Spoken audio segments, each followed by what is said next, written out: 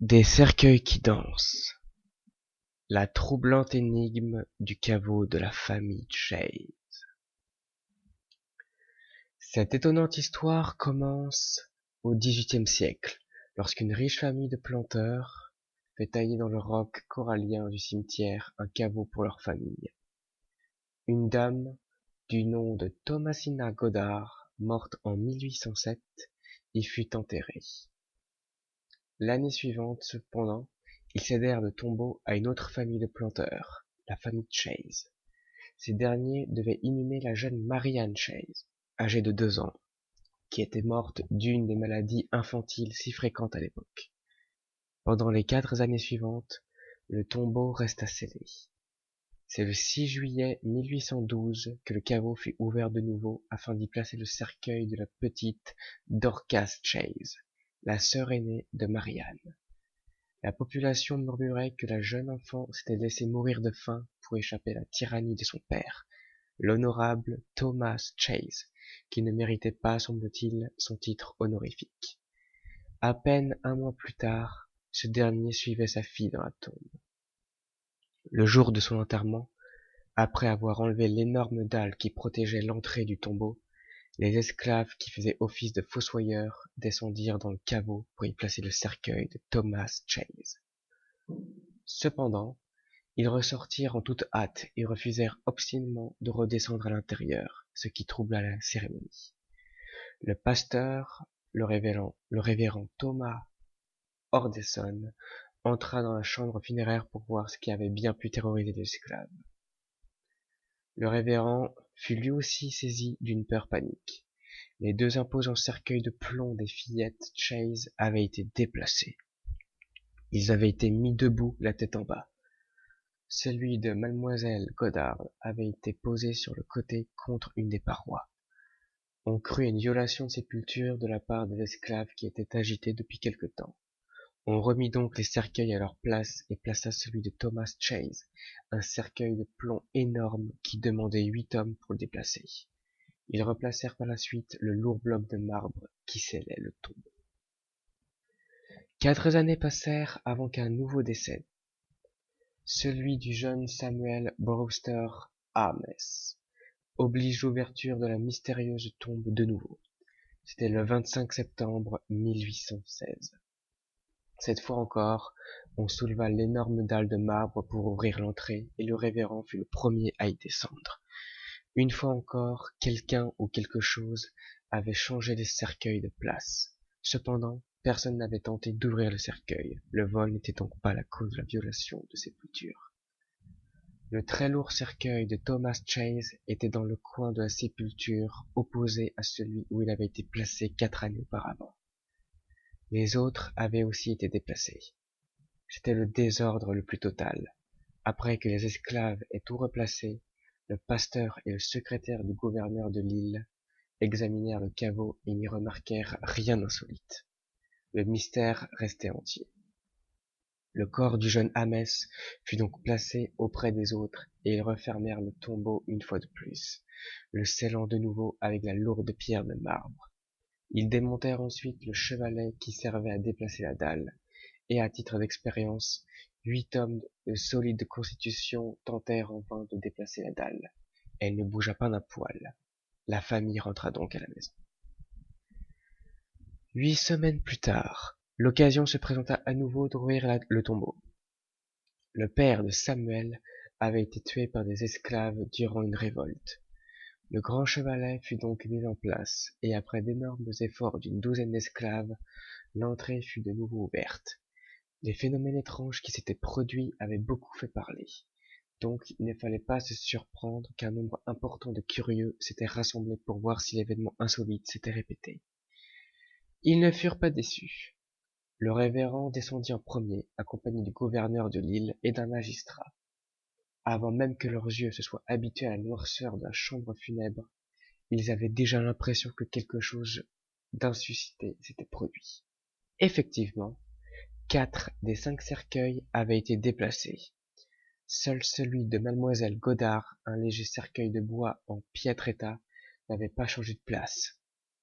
Les autres cercueils, qui étaient tous en plomb, par le fait même très lourd, furent trouvés dans le plus grand des désordres. Le lendemain, les cercueils furent tous sortis du caveau et des experts de l'époque inspectaient minutieusement la tombe. Ils vérifièrent et revérifièrent chaque centimètre de la sépulture en espérant trouver une trace d'effraction ou une entrée. Mais ils constatèrent qu'il n'existait vraiment aucun moyen d'accès, autre que la porte principale. Pour accéder au caveau, il aurait donc fallu ériger un chevalet, tentative qui ne se serait pas passée inaperçue. Il n'y avait aucune infiltration d'eau et il n'y avait eu aucune secousse sismique depuis la dernière ouverture du tombeau.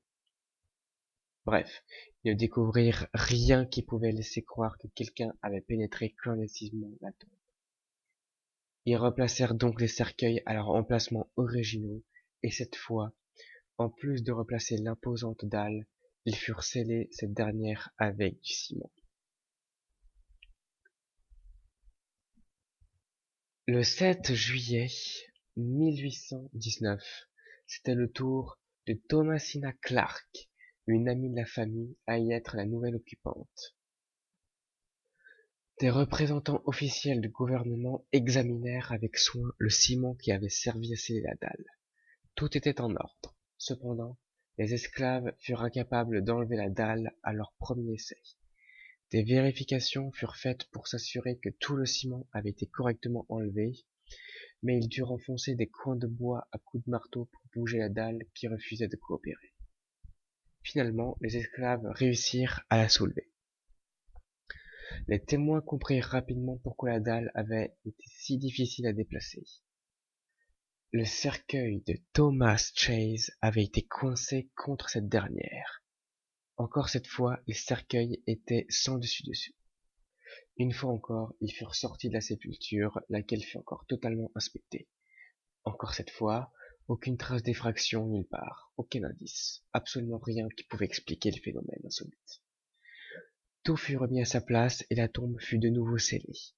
Cette fois, par contre, on scella le tombeau avec toutes les précautions scientifiques possibles.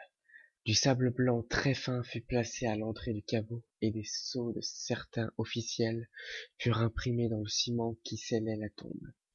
Il était donc impossible d'ouvrir ce dernier sans endommager les marques. On prit note de chaque détail, de la position exacte des cercueils jusqu'à l'épaisseur du sable.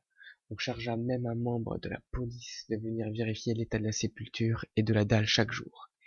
Inutile de dire que la popularité du caveau de Chase augmenta considérablement après cet incident. Les mois passèrent et finalement, les autorités succombèrent à la tentation après que les témoins aient rapporté des bruits insolites provenant de la sépulture. C'est le 20 avril 1820 que le gouverneur, Monsieur Camembert, et plusieurs membres de son entourage, ainsi que de différents professionnels, inspectèrent religieusement le caveau avant de l'ouvrir. Aucune marque étrange ou irrégulière n'était visible. Cette fois, cependant, ce sont les cercueils des enfants qui bloquaient le passage. Les officiels durent passer par-dessus pour inspecter le reste de la sépulture. Les lourds cercueils de plomb semblaient avoir été projetés dans tous les sens. Seul celui de mademoiselle Goddard n'avait pas changé. Le sable blanc était parfaitement intact. Le tombeau fut de nouveau totalement inspecté.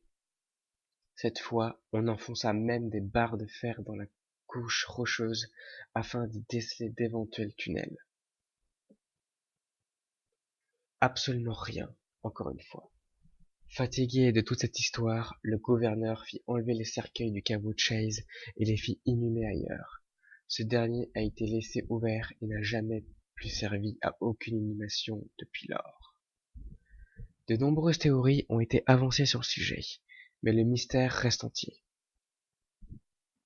Semble-t-il qu'il ait été impossible que ces très lourds cercueils de plomb avaient été déplacés de façon naturelle. Sir Arthur Conan Doyle, le créateur du personnage de Sherlock Holmes, émit une hypothèse selon laquelle des forces surnaturelles déplaçaient les cercueils parce qu'ils étaient faits de plomb. Ce métal empêchait la décomposition rapide des corps. Peut-être aussi que l'esprit de la jeune fille qui s'était suicidée ne voulait pas reposer éternellement à côté de son cruel père, qui l'avait tant fait souffrir. Qui sait? Une chose est sûre, cependant, ils n'ont pas reposé en paix. Et voilà, j'espère que cette vidéo vous aura plu. Et on se retrouve pour une prochaine vidéo. Je vous dis à bientôt. Ciao!